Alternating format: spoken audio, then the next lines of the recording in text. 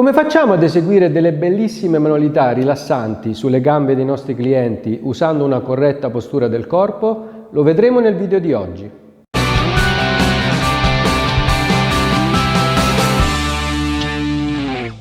Ciao, sono Roberto, il vostro tutor di massaggi. Oggi vedremo come applicare sulle gambe dei nostri clienti delle tecniche di massaggio rilassanti e avvolgenti usando allo stesso tempo una corretta postura del nostro corpo. Allora, come ho detto nella prima puntata, per imparare a massaggiare bene è fondamentale secondo me partire dalle gambe, perché sono l'arto più lungo che abbiamo nel nostro corpo e quindi c'è la possibilità di imparare tante manovre diverse. In questo caso però parliamo anche e soprattutto di postura che va assunta durante un semplice massaggio rilassante ai piedi o alle gambe. Ci sono 2 o 3 posizioni fondamentali che ci aiutano a fare meno fatica durante un massaggio, soprattutto se noi massaggiamo diverse ore al giorno e a lungo andare questo purtroppo i massaggiatori e le massaggiatrici lo sanno, si fa sentire sul proprio fisico. Quindi un consiglio che vi do è innanzitutto quello di mantenere una postura morbida il più possibile. Le spalle devono essere basse, questo per esempio è un difetto che avevo io all'inizio, di tenere le spalle molto alte e di iniziare a massaggiare in questa maniera, quindi con spalle tese, e poi dopo mi si accumulava appunto tutta la tensione sulla parte delle spalle, sui deltoidi. Poi piano piano, ovviamente col tempo, con la pratica, ho eliminato questo difetto. Quindi questo è il primo consiglio che vi do, dovete essere più sciolti possibili. Tanti movimenti si pensa che partano appunto dalle mani e dalle braccia, ma non è così. Tanti movimenti partono dal bacino, dalle anche. Quindi un'altra cosa che bisogna fare è tenere le anche, l'articolazione delle anche morbide e le ginocchia leggermente piegate. Faccio vedere anche in questo caso, se io vado a massaggiare per esempio un piede e magari sono un po' scomodo per la mia altezza, chiaramente non posso assumere questa postura che mi incurva la colonna vertebrale, e poi dopo appunto lo sentirò col tempo, ma non è anche proprio professionale assumere una postura del genere durante un massaggio. Ma sicuramente dovrò piegarmi io in questo modo. I cinesi chiamano questa posizione la posizione del cavaliere, proprio come se una persona stesse a cavallo.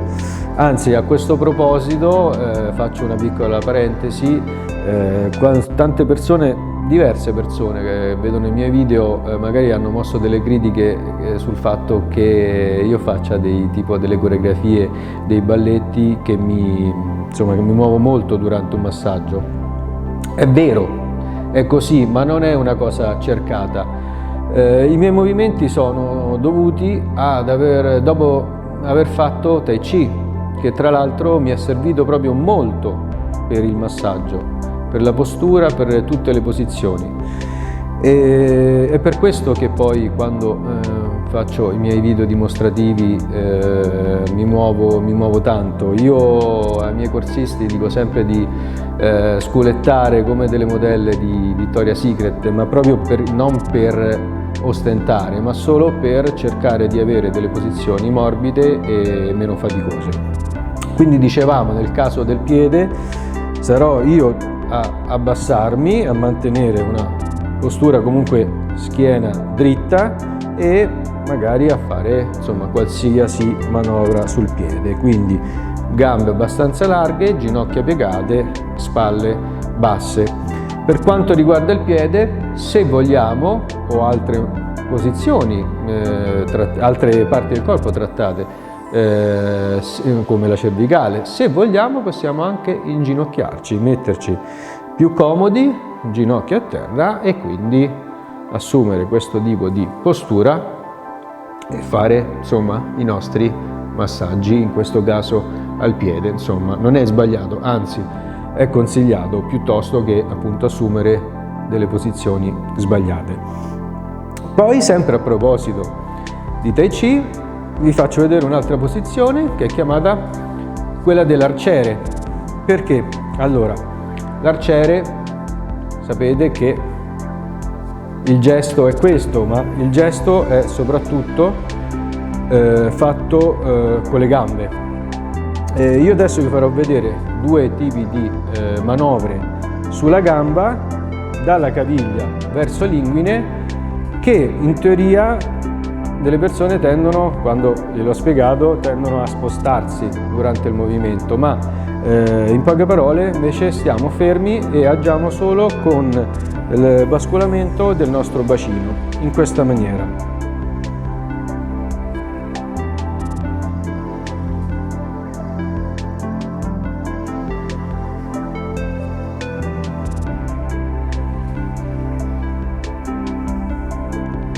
Allora, per esempio, massaggio sulla gamba rilassante con mani incrociate. Metto le mani in questa maniera, io ho la mia gamba destra ben radicata a terra e poi la mia gamba sinistra praticamente piegata leggermente in avanti, con il mio piede che punta la fine del lettino.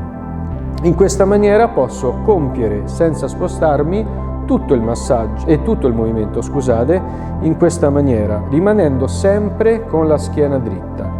Quindi io vado solo avanti con le mie gambe, con il mio bacino, e torno indietro poi, insomma, come sfioramento di ritorno, perché ovviamente qual è l'errore che potremmo fare su questo tipo di movimento? È quello di fare questo, tenere una posizione sì comoda all'inizio, ma poi che mi porti ad avere una posizione errata dopo, vedete la schiena incurvata alla fine.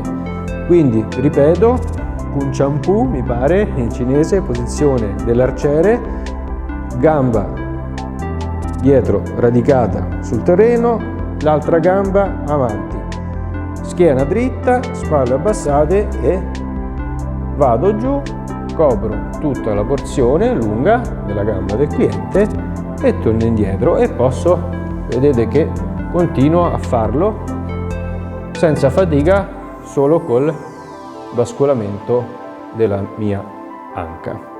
Ok, se il video vi è piaciuto mettete un bel like e non vi dimenticate di iscrivervi al mio canale se ancora non l'avete fatto.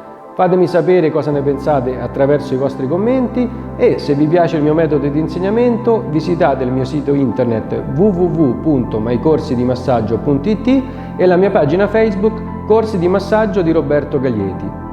Nella prossima settimana vedremo il trattamento ayurvedico di purificazione. A presto e ciao!